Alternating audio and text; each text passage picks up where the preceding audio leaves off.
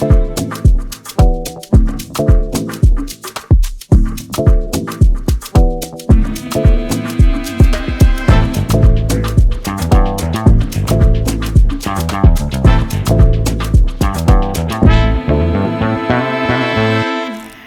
here's the first chapter of Poor Relationship Choices. It is called My Toxic Ex. We went through some rough nights together. We knew we weren't good for each other, yet night after night we got together, and at dawn, I realized I made the same mistake again.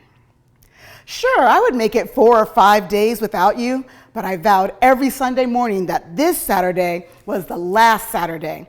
This was our last rendezvous. And I meant it every time I said it. But come Friday night, I found myself excitedly slipping into my same old routine. It felt so good to hold you. I would pull my comfortable college hoodie over my head.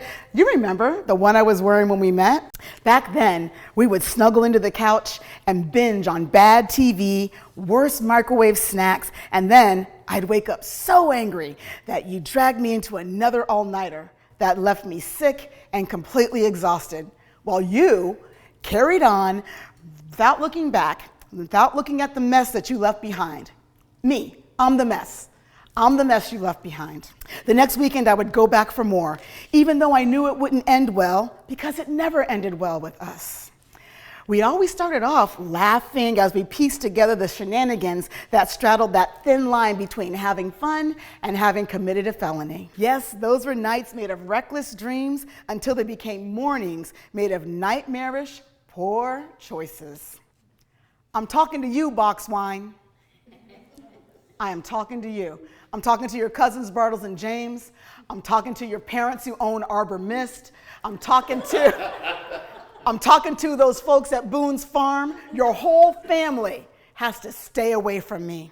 I bet you knew this song was about you. The sugar-filled headaches and vomit-filled toilets are no longer fun rites of passage into adulthood. They're reminders that if it feels good, do it is a shitty life strategy. I slap that bag again and again. Who can relate to that? Who knows what slapping the bag is, right? No one else knows. Slapping the bag is so, little pause in the book, a little education moment. My son taught me this because he went to WVU and he made a confession to me that he was very ashamed of the fact that he was drinking box wine. And I was like, why couldn't you have gotten arrested or gotten someone pregnant, you know? But it's like, no. Honestly, I was glad that it was just box wine. But he's like, yeah, it's so much fun. You slap the bag and you get all the rest of the wine out. And I'm like, what? So anyway, slapping the bag, that's what it is. You pull the wine bag out of the box of wine and you smack it to get the remnants. Okay, so I slapped that bag one too many times, and I was the only one who paid the price. But I pulled that old stained hoodie over my head as you glamored me back into a blackout abyss. I don't wear hoodies anymore. Especially not that one, because it still reeks of regurgitated Cheetos. I've changed. I've grown.